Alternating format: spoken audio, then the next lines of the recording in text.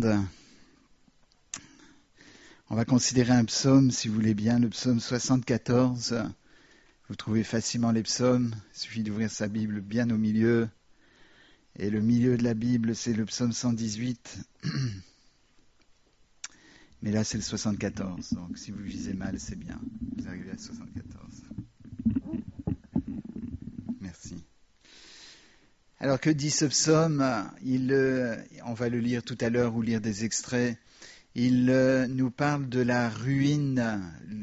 Asaph se plaint de ce qu'est la maison de Dieu, ce que Dieu a fait, ce que Dieu a béni pour le peuple, se trouve en ruine, a été dévasté. Donc c'est un psaume qui n'est pas forcément agréable à lire.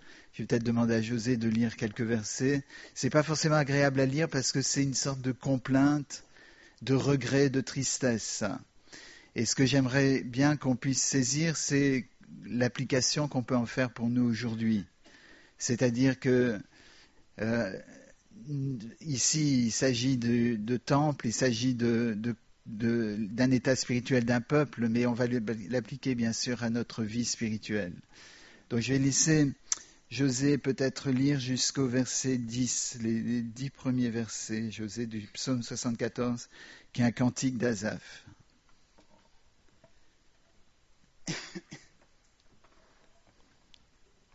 Pourquoi, ô Dieu, rejettes-tu pour toujours ? Pourquoi t'irrites-tu contre le troupeau de ton pâturage ? Souviens-toi de ton peuple que tu as acquis autrefois, que tu as racheté, comme la tribu de ton héritage. Souviens-toi de la montagne de Sion, où tu faisais ta résidence. Porte tes pas vers ces lieux constamment dévastés. L'ennemi a tout ravagé dans le sanctuaire. Tes adversaires ont rugi au milieu de ton temple. Ils ont établi pour signe leur signe. On les a vus, pareils à celui qui lève la cognée dans une épaisse forêt. Et bientôt ils ont brisé toutes les sculptures, à coups de hache et de marteau. Ils ont mis le feu à ton sanctuaire.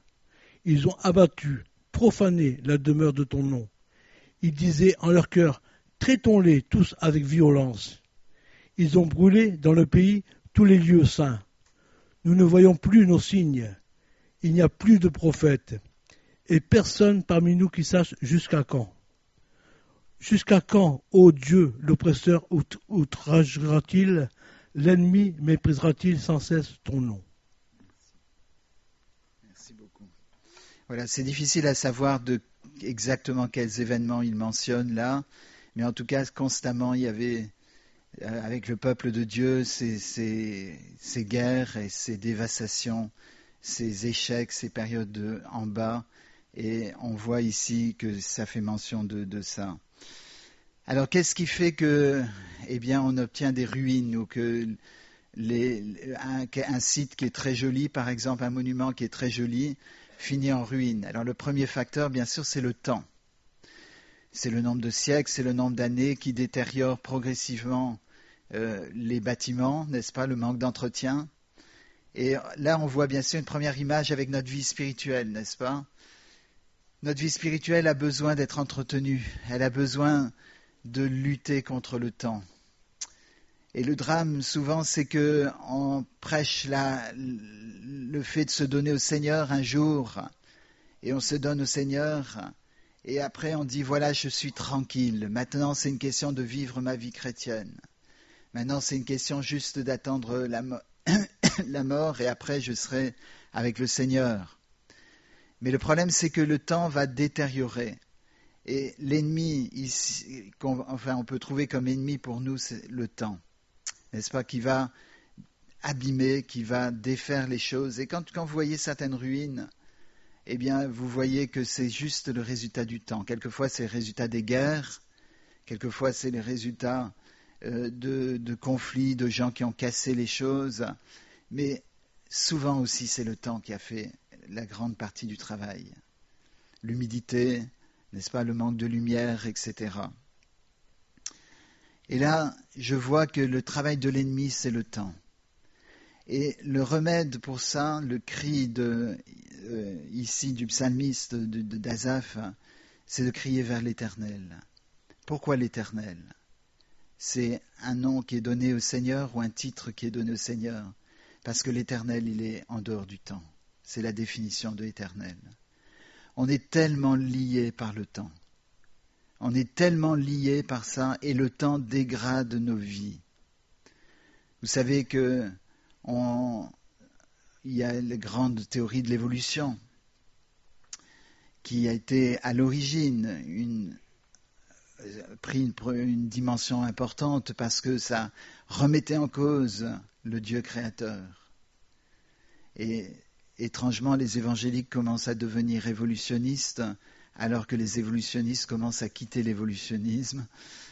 Les athées commencent à remettre en question l'évolutionnisme très largement. Maintenant, dans quelques années, ce sera une honte d'être évolutionniste, mais les évangéliques commencent à dire « c'est peut-être un modèle intéressant ». C'est triste, parce que le principe de l'évolutionnisme, c'est de dire le temps fait les miracles. Le principe de la parole de Dieu, c'est l'Éternel fait des miracles. Celui qui n'est pas le temps.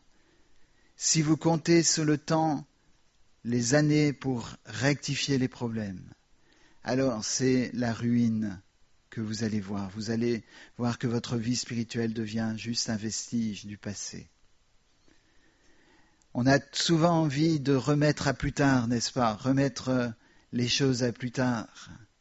Mais un jour, on doit quand même décider, si on veut que les choses changent, qu'il faut que ça s'arrête, que l'Éternel intervienne et que le temps, par conséquent, arrête son processus de destruction. Je vous ai cité il n'y a pas longtemps, je ne sais pas si c'était en étude biblique ou en prédication, je me rappelle que Les Wildon, quand il était ici, avait donné une anecdote qui était très intéressante. Quand il était jeune, il avait emprunté des livres à la bibliothèque et il avait dépassé la date. Alors il a dit « ça c'est embêtant, je vais devoir expliquer que j'ai dépassé la date. » Donc il a mis le livre de côté, il a dit « bon, on réglera ça un peu plus tard ». Quelques jours après, il rencontre ce livre à nouveau.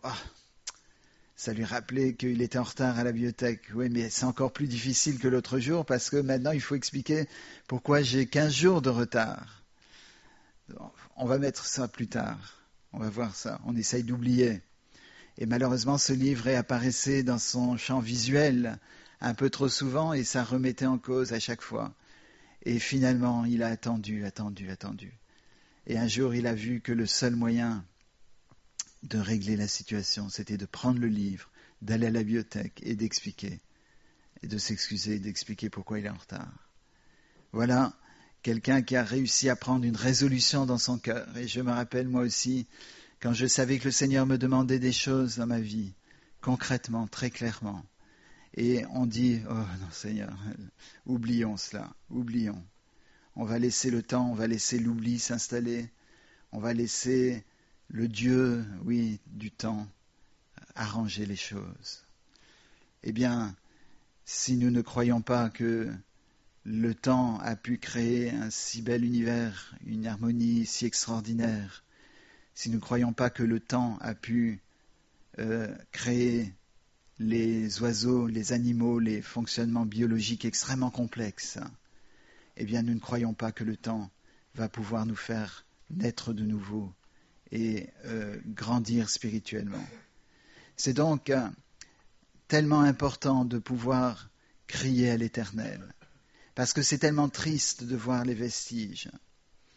Je me rappelle, mon père m'avait dit quand j'étais jeune, il m'a parlé d'un homme de Dieu qu'il a rencontré, qui était assez connu. C'était 2 frères qui ont été utilisés par Dieu en Angleterre pour des réveils, et il en a rencontré l'un d'entre eux après des années de prédication.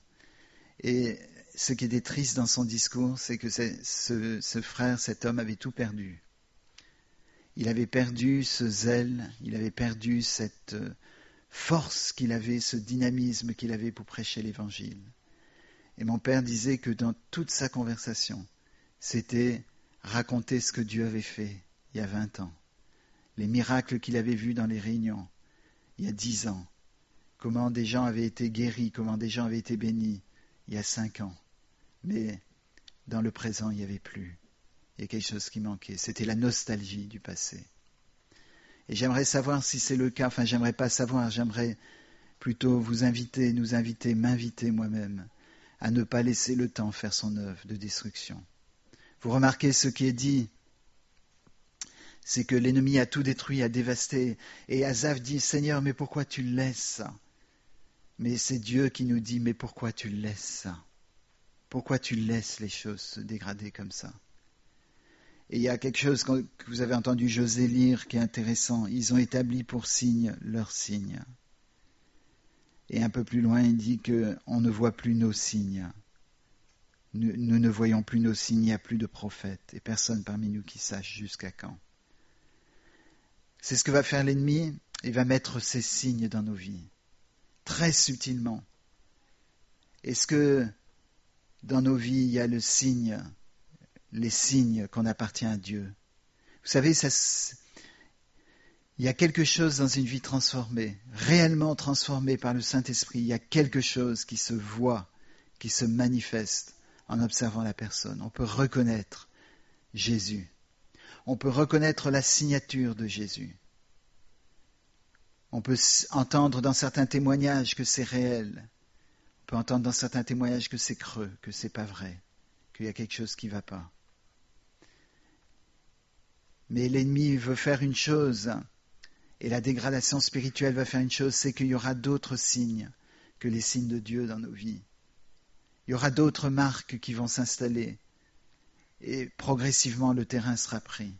Est-ce qu'on va laisser faire ça, ou est-ce qu'on va dire, Seigneur, je veux me tenir devant toi? Vous savez, comme Néhémie, l'esprit qui animait Néhémie en disant, je ne peux pas laisser comme ça. Le roi, il était échanson du roi, et le roi lui a dit, mais tu as un visage triste. Ce doit être une question d'amour. C'était tout ce que pouvait voir ce roi, parce que lui était hyper charnel, et il pouvait se dire, le seul moyen d'être triste, c'est une histoire d'amour. Mais il avait raison, au fond. C'était l'amour de Néhémie pour son Dieu. Le zèle qu'il avait pour son Dieu et pour sa ville de Jérusalem, ça avait brisé son cœur. Est-ce qu'on a le cœur brisé ce matin? Quand on voit que l'Église s'éloigne de Dieu, je ne parle pas de cette Église, j'espère que le Seigneur nous protège, mais quand on voit que les mouvements qui ont été bénis par Dieu commencent à laisser des signes de l'ennemi s'installer, prendre la place. Encore une fois, Jésus a pu dire, concernant le diable, il n'a rien en moi, il n'a rien, il n'y a aucun signe, il n'a aucune entrée, il n'a aucune revendication. Vous savez, c'est comme les drapeaux qui étaient mis sur les sommets, maintenant il ne doit plus y avoir de place, sur les sommets du monde, les sommets, les montagnes les plus hautes, les premiers qui sont arrivés ont mis un drapeau. Voilà, nous sommes venus là. Et l'ennemi fait la même chose dans nos vies. Il met ses signes pour dire, tu vois, je suis rentré là. Je suis allé jusque-là. Donc c'est le temps qui va dégrader. Vous savez que les trois grands processus de l'évolution qui sous-tendent la théorie de l'évolution, c'est le temps. Il faut laisser les millions d'années, les milliards d'années. De toute façon, vous y perdez dans les millions et les milliards. Donc en fait, vous dites, bon, ouais, c'est possible. C'est la sélection naturelle, le deuxième grand processus. La sélection naturelle existe, évidemment. C'est un merveilleux processus que Dieu a instauré. Merveilleux processus.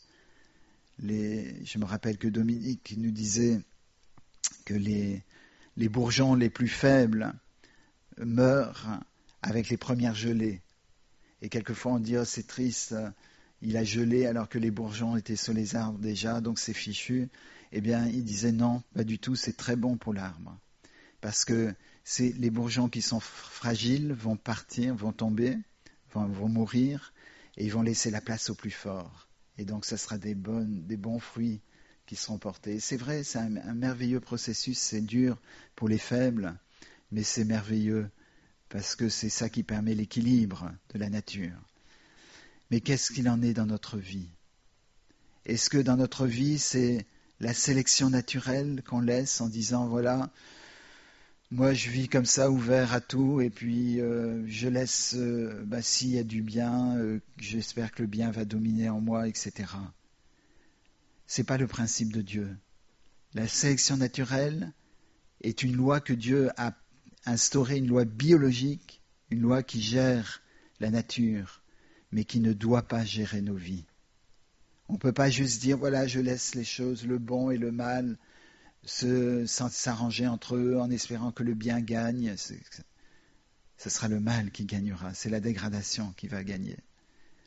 Vous laissez un fruit exposé à la lumière pendant quelques temps et vous verrez, vous savez, vous avez des problèmes chez vous quand vous achetez des fruits.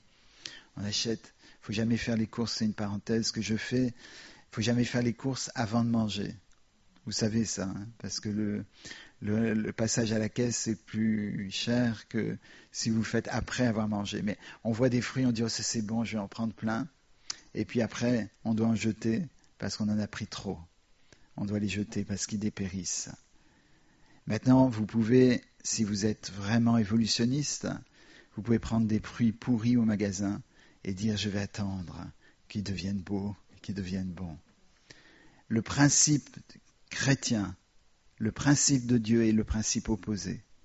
Ce n'est pas le temps qui résout les problèmes, c'est l'éternel.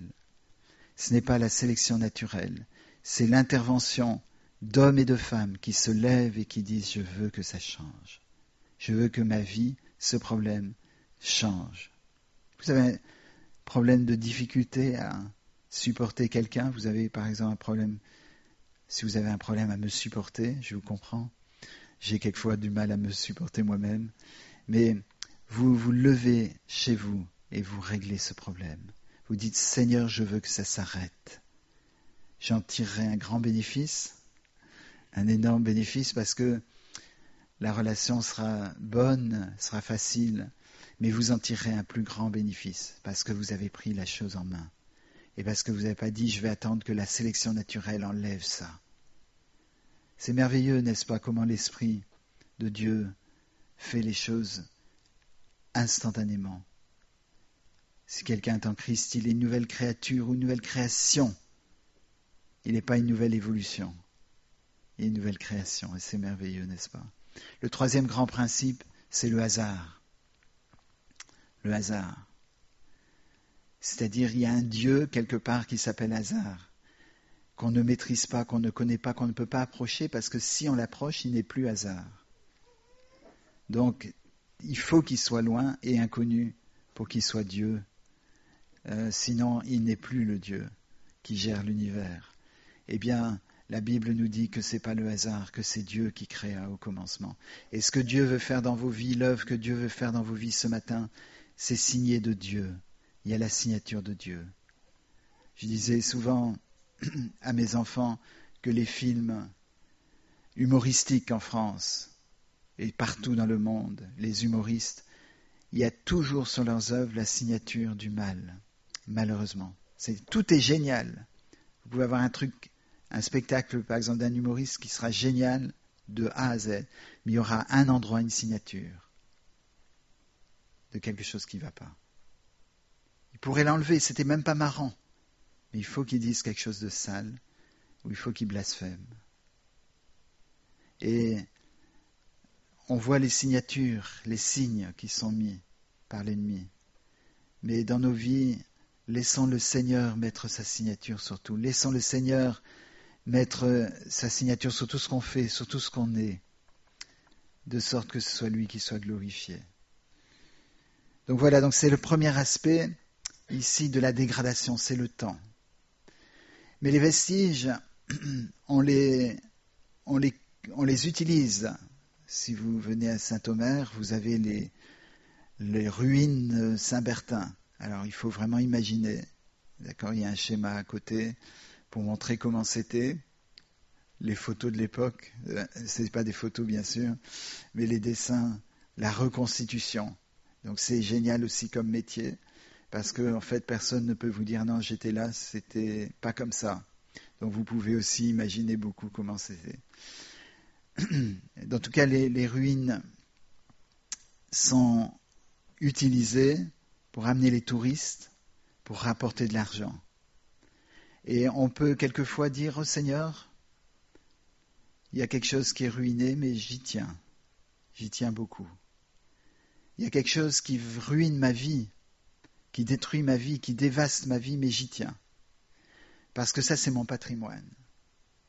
parce que ça c'est mon histoire, parce que ça c'est ma personne. Et si on enlève ça, on enlève ma personne, on renie mon passé. J'ai souffert et je veux que ça se sache. Et donc on exploite ces ruines.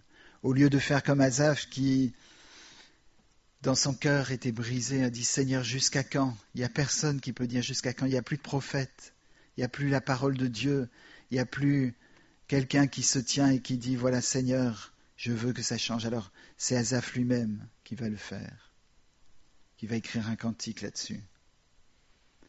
Est-ce que on n'est pas souvent dans nos cas, dans nos situations à dire « Seigneur, ça tu n'y touches pas ». Parce qu'on pense que si on demande la délivrance, c'est comme si la chose qui nous était arrivée n'était plus arrivée, n'est-ce pas? Mais le Seigneur n'efface pas de nos mémoires les souvenirs. Il efface l'impact que ces souvenirs ont sur nos vies. Et c'est ça le drame. C'est que nos vies sont souvent guidées par l'esprit du passé. Et c'est un esprit. Pourquoi c'est un esprit? Pourquoi je peux dire que c'est un esprit, le passé? Parce que le passé n'est pas présent, c'est le cas de le dire, c'est par définition le cas. Mais aussi, le passé agit sur moi sans qu'on le voie. Donc c'est un esprit. Quelque chose qui agit dans mes comportements et que je ne vois pas, c'est un esprit, n'est-ce pas? On a le droit de l'appeler comme ça. Ce n'est pas une définition scientifique, c'est une définition religieuse de ce qui explique les comportements. Et donc, combien nos comportements sont dictés par le passé? Tout à l'heure, on a dit que nos comportements sont dictés par le temps, en disant c'est le temps qui fait les choses. Or, un titre de Dieu, c'est l'éternel. Comme maintenant on dit que le passé gouverne nos vies, alors que Jésus, Dieu s'appelle comment? Je suis. Le présent. Je suis maintenant. Et ne croyez-vous pas, si vous regardez vos vies, si je regarde ma vie, que c'est le passé qui gouverne, que c'est le passé qui dirige. Alors peut-être il y a des gens qui sont très motivés ce matin, qui ont beaucoup d'ambition, qui disent « Non, c'est l'avenir qui me guide ». Vous savez que si vous êtes guidé par l'avenir, c'est que vous êtes guidé par votre passé. Parce que l'avenir n'existe pas encore. Et si vous pouvez l'imaginer, c'est à cause de votre passé. C'est en reconstruisant vos expériences passées que vous pouvez anticiper ce que vous croyez sera l'avenir. Donc, si vous avez des projets d'avenir, vous êtes guidé par votre passé. Et combien on voit que des choses qui se sont passées quelquefois chez des enfants va déterminer leur vie jusqu'à leur mort et déterminer la vie de générations après eux. Parce que ça va marquer la façon dont ils élèvent leurs enfants. Vous vous rendez compte de ce que ça fait? Quand quelqu'un a été victime d'abus quand il était enfant, les perturbations, le secret dans son cœur qu'il n'a jamais pu révéler, se sentant coupable alors qu'il était innocent. Le fait de garder ça dans son cœur va entacher la relation qu'il aura ou qu'elle aura avec son conjoint. Vous comprenez ça? Et cette relation qui va être entachée va déterminer l'éducation qui sera donnée aux enfants. Les soupçons, le manque de confiance, le fait d'imaginer certaines choses. Et on voit comment l'œuvre de l'ennemi est destructrice. Mais le Seigneur promet quelque chose. C'est une promesse du Seigneur. Les choses anciennes sont passées. Voici toutes choses sont devenues nouvelles quand quelqu'un est en Christ. Parce que Christ n'est pas le passé. Il n'a pas dit tu diras au peuple, il n'a pas dit à Moïse il n'a pas dit tu diras au peuple j'étais. Il a dit tu diras c'est je suis qui vous envoie. C'est maintenant. Aujourd'hui, si vous entendez sa voix, n'endurcissez pas vos cœurs. C'est une parole qui doit nous frapper, qui doit résonner en nous. C'est aujourd'hui, c'est maintenant. C'est je veux rencontrer celui qui est là maintenant et qui veut agir dans ma vie par l'Esprit de Dieu pour que chaque jour, chaque moment de ma vie, ce soit un présent et pas le passé, mais que ce soit Jésus qui gouverne ma vie. On est gouverné par nos échecs. Si vos parents vous ont dit « t'es nul un peu trop » ou « un peu trop fort », eh bien les gens restent nuls toute leur vie. Un cher frère qu'on connaît tous bien, quand il était à l'école, on lui a dit « tu es nul, tu es fait pour le manuel, tu n'es pas fait pour l'intellectuel ». C'était l'époque où il fallait absolument faire des études. Mais tu peux pas, toi. Les autres, ça va, toi, tu peux pas. Donc, on va t'envoyer dans une école de formation pour être aide agriculteur. Quand il est arrivé là, on lui a dit « tu n'es pas fait pour le manuel ». Autrement dit, tu es fait pour rien. Ça s'appelle un bon à rien.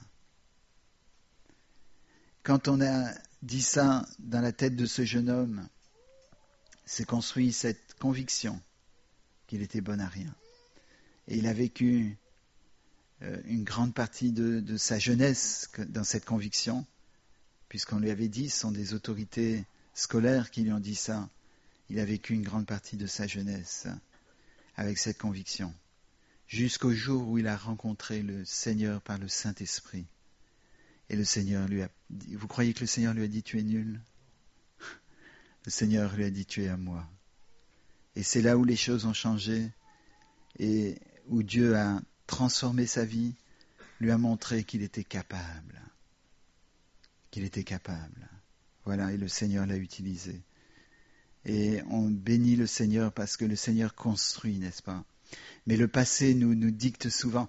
J'ai dit qu'il y a des gens qui sont conduits par leur passé parce qu'on leur a dit tu es nul. Il y a des gens qui sont conduits par leur passé parce qu'on leur a dit tu es merveilleux. Alors ils se sentent merveilleux, ils se sentent extraordinaires, ils se sentent capables de tout parce qu'ils sont conduits par le passé. On a tellement besoin d'être conduits par le Saint-Esprit, que nos vies soient guidées par celui qui est le présent et qui peut dire je suis là, je suis avec toi. Pas j'étais avec toi, mais je suis avec toi. Mais ça demande de renoncer au passé. Ça demande de renoncer à ces choses qui gouvernent vos vies, qui gouvernent ma vie et qui relèvent de mes expériences passées. Ça demande d'arrêter de revendiquer ça. Ça demande aussi de régler des choses qui se sont faites, dont on est coupable dans le passé. Ça demande de les régler, pas de dire « Seigneur, oui, on parlera de ça une autre fois ». De le régler maintenant avec le Seigneur, de dire « Seigneur, je veux que ce point-là ». Vous savez, un comportement quelquefois de quelques secondes dans l'histoire de nos vies peut marquer nos mémoires et notre façon d'agir toute notre vie.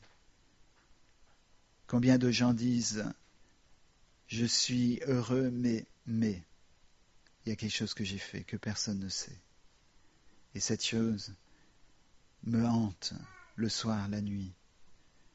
À chaque fois que je suis joyeux, il y a ce truc qui vient et qui dit « souviens-toi de ça. Tu vois ce que tu as fait. » Le Seigneur pardonne quand on se repent. Il ne pardonne pas d'emblée, comme a dit Emmanuel tout à l'heure. C'est pas, voilà, vous venez au Seigneur et puis tout est... Il montre le problème et il dit maintenant tu le règles avec moi. Et moi je te pardonne, je ne te condamne pas. Si tu te repens, mais va et ne le fais plus. Il ne dit pas maintenant, voilà, tu es libre, tu es pardonné, je remets ta dette à zéro. Non, tu es pardonné, mais va et ne pêche plus. Et les secrets de vos cœurs, les choses les plus sombres, sont pardonnés, sont effacés. Si vous venez à Jésus, vous repentez. Ne trouvez pas l'excuse de dire « mais à l'époque je ne savais pas, à l'époque je croyais que bien faire ou je n'étais pas au Seigneur ». Ne trouvez pas cette excuse. Vous devez vous repentir pour ça et demander pardon au Seigneur. Demandez que ça ne apparaisse plus dans vos mémoires à chaque fois que vous êtes dans la joie, quelque chose qui vient chuchoter. Ouais, mais regarde ce que tu as fait. On a besoin d'être pardonné. Quand on est pardonné, on est libre du passé. Quand on est vraiment, quand le passé a été effacé, a été coupé, eh bien on est libre de marcher comme un enfant nouveau-né, n'est-ce pas? C'est ce qu'une sœur, c'est Jill, lorsqu'elle s'est convertie, et on ne pense pas, mais Jill, elle vivait comme, était hyper branchée dans le monde, Hein, on a du mal mais c'est bien, parce que le vent, on ne sait où il va ni d'où il vient, ainsi en est-il de tout homme, de toute femme qui est né de l'esprit. On ne sait pas d'où il vient, on les regarde, on dit, mais toi tu étais dans le monde, c'est pas possible. Eh bien c'était le cas. Et quand elle a reçu le Saint-Esprit pour la première fois de sa vie sans connaître le vocabulaire biblique, parce qu'elle était, je pense, athée avant, eh bien elle a dit, je me sens comme un bébé nouveau-né. Les gens qui l'ont entourée lui ont dit, c'est normal, tu es né de nouveau. Et elle a appris ce terme ce jour-là. Donc, on est souvent gouverné par l'esprit du passé. On tient à nos ruines, on tient à notre dévastation, à nos monuments du passé, ce que Dieu a fait. Regardez ce que Dieu a fait dans ma vie. C'est ruiné, mais regardez ça. Ou bien ce que les hommes ont fait de moi, j'y tiens parce que je veux qu'on reconnaisse. Il ne faut pas que l'histoire... C'est vrai sur le plan du monde, des récits du monde, c'est tout à fait vrai. Il ne faut pas que l'histoire soit oubliée. Il faut la rappeler. La Seconde Guerre mondiale, rappelez-la autant que vous pouvez. Les causes, les souffrances des Juifs, il faut les rappeler. Mais dans nos propres vies, il faut trouver le pardon, la délivrance de tout ça, par le Saint-Esprit. Le troisième point, donc il y a le temps qui détruit notre vie, qui nous dégrade spirituellement. On est souvent conduit par l'esprit du passé en revenant vers les vestiges, on cultive, on fait très attention à notre patrimoine, etc. Et on est, le troisième point, centré sur le corps. Centré sur le corps. Et c'est une caractéristique, si vous voulez, des gens qui aiment beaucoup les monuments anciens. Ils vont être centrés sur le bâtiment. Et on a même tout oublié de ce qui se passait à l'intérieur, de la vie qui se passait à l'intérieur. Et là, dans ce psaume, il est dit, ils ont mis le feu à ton sanctuaire. Et là, le sanctuaire, ça évoque que Dieu habitait là, qu'il y avait la vie. Et la société, le monde, nous attire vers le corps, nous tourne vers le corps. Mais ce n'est pas la société moderne qui fait ça. La société moderne, ici, ne fait que, à travers des médias, de manifester ce qu'est l'esprit de l'homme. Parce que ça a commencé dans le jardin d'Éden, quand ils ont désobéi à Dieu, ils ont tout de suite eu leur vision centrée vers le corps. Ils ont pris conscience qu'ils étaient nus. Ce qui suppose qu'ils n'avaient pas conscience de ça avant. Mais leurs yeux se sont tournés vers le corps. Et qu'est-ce qu'on vous dit, si vous regardez la télé, vous avez tout intérêt à être fin, avoir quand même des muscles, si vous êtes un homme, une femme aussi, mais il faut faire attention au dosage. On va centrer sur la beauté physique, selon les critères du monde, et on va exclure beaucoup de gens, n'est-ce pas? Moi, je suis déjà viré totalement de tous les critères, par tous les critères, et c'est un corps en bonne santé, c'est un corps qui présente selon les critères, des critères sociaux, très très forts, très très présents. Et on centre là-dessus. On dit c'est important de faire du sport, c'est important de prendre soin de son corps, etc. Il y a même peut-être des chrétiens qui disent mais si, c'est important parce que c'est le temple du Saint-Esprit. C'est vrai que c'est le temple du Saint-Esprit. Mais si on ne prend pas soin de l'Esprit de Dieu en nous, à quoi bon se préoccuper de son corps? La priorité, c'est les choses de l'Esprit, les choses de Dieu. Mais nos yeux sont tournés vers le corps. On utilise nos façons de penser, ça domine nos façons de penser, ça domine nos préoccupations, etc. Et là aussi, le Seigneur veut tourner nos yeux vers lui. Et le seul moyen de pouvoir grandir, de pouvoir marcher avec Dieu, c'est d'avoir les yeux tournés vers l'Esprit de Dieu et non pas vers le corps. Combien ces détournements nous éloignent et expliquent la dégradation de notre état. Mais c'est la même chose dans les monuments, dans les villes. Eh bien, on les garde et on met l'emphase sur le monument. On oublie ce qui s'est passé dedans. On oublie que l'important, ce n'était pas le monument. Ce n'est pas le bâtiment, ce n'est pas cette église qui est l'église. L'église, c'est ceux qui y viennent et qui sont vraiment à Christ. Que le Seigneur nous donne donc à pouvoir avoir cette résolution dans le cœur, qu'on soit des hommes et des femmes résolus, qui prennent des décisions très claires. Seigneur, je ne veux pas laisser le temps. Je ne veux pas laisser le hasard. Je ne veux pas laisser la sélection naturelle diriger ma vie. Je ne veux pas laisser le passé gouverner ma vie, ni l'avenir, parce que l'avenir, c'est le passé, finalement, qui dirige ma vie. Je ne veux pas être tourné vers mon corps. Je vais tourner vers l'Esprit de Dieu. Et c'est dans cette perspective de cette résolution qui est prise devant Dieu que l'on peut grandir et qu'on peut voir des transformations. Et si vous voulez voir les transformations, vous lisez Ézéchiel, chapitre 37. C'est la vision de la vallée des ossements. Et je trouve que c'est une très très bonne révélation de ce que Dieu fait. Voilà les vestiges, voilà les résultats de la guerre, voilà les résultats de l'état spirituel, n'est-ce pas, du peuple de Dieu parfois. C'est une vallée avec des ossements. Les ossements témoignent qu'il y a eu des gens, des hommes là qui se sont battus. Les ossements témoignent qu'il y a eu des hommes et des femmes qui ont vécu là, qui ont agi. Mais il ne reste plus rien de leur vie. Il ne reste que les ossements. Et le Seigneur lance à Ézéchiel un défi. Est-ce que tu crois que ces eaux peuvent revivre? Et Ézéchiel, qui dans son cœur, au fond probablement ne croit pas, il a dit, Seigneur, tu le sais.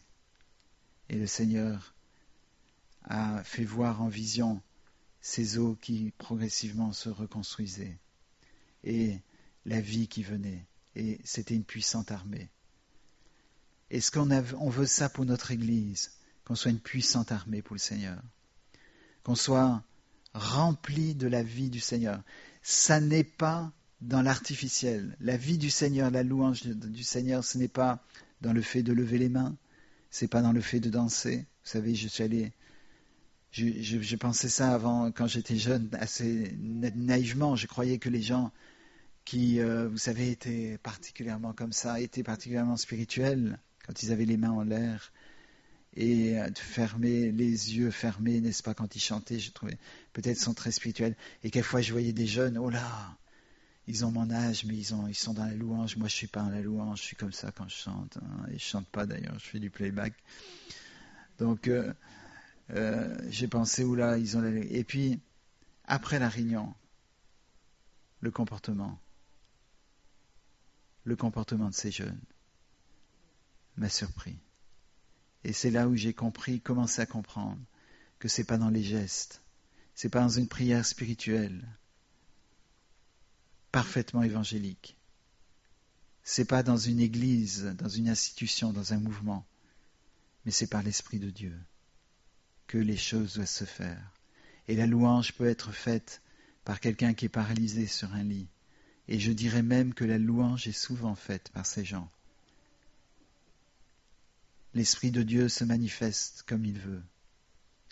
Mais qu'on laisse la louange de Dieu se manifester, qu'on ne soit pas idolâtre à cultiver la forme, qu'on soit spirituel pour que ce soit l'Esprit, n'est-ce pas, et pas le vestige du passé qui est central, pas le corps qui est central, mais l'Esprit de Dieu. Et que on puisse marcher ainsi, qu'en tant qu'Église, on voit la réalité, la manifestation. Que les gens disent, mais il y a les signes du Saint-Esprit, il y a le signe de la présence de Dieu. Et le malin ne peut pas vous toucher, à moins d'avoir l'autorisation de Dieu, si c'est le cas.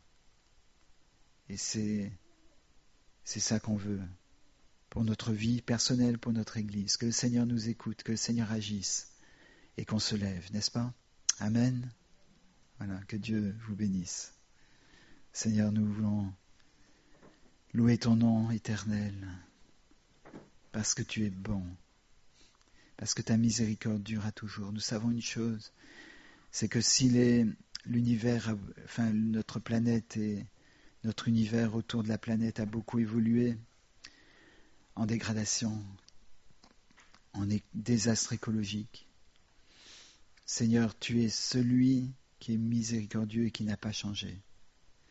Et Seigneur, nous voulons que ce soit toi qui diriges nos vies, que ce soit ton Esprit Saint qui dirige nos vies, et pas nous-mêmes. Que ce soit pas notre passé, que ce soit pas le temps qui gouverne nos vies, mais que ce soit l'Esprit de Dieu, l'Éternel, le Tout-Puissant. Seigneur, merci parce que tu n'es pas le hasard.